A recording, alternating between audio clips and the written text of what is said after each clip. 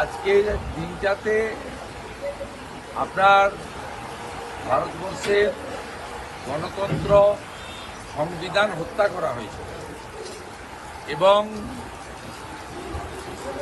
বিশেষ করে আক্রমণের কেন্দ্রবিন্দু ছিল রাষ্ট্রীয় স্বয়ংসেবক সংঘ এবং জনসংঘ, তার সাথে মিডিয়া, সংবাদপত্র।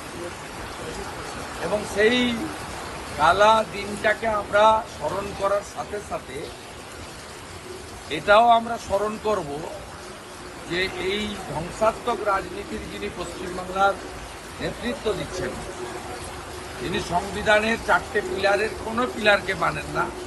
ল মেকার, ব্যুরোক্র্যাট, জুডিশিয়ারি, মিডিয়া।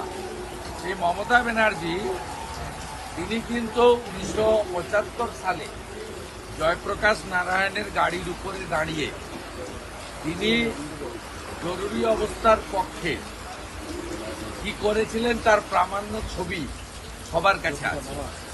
স্বাভাবিকভাবে সেদিন জরুরি অবস্থাকে সমর্থন করা মমতা ব্যানার্জি এবং প্রত্যেকটি ভারতবাসীর কাছে শ্রদ্ধাস্পদ জেপিজি তার গাড়ির উপরে দাঁড়িয়ে কলকাতায় যে অসভ্যতামি তিনি করেছিলেন, আজকে সেই সংস্কৃতি বাংলায় মমতা বন্দ্যোপাধ্যায়ের নেতৃত্বে সেই অপসংস্কৃতি, মানে এটা মমতার সংস্কৃতি, চাপিয়ে দেওয়ার চেষ্টা করছে।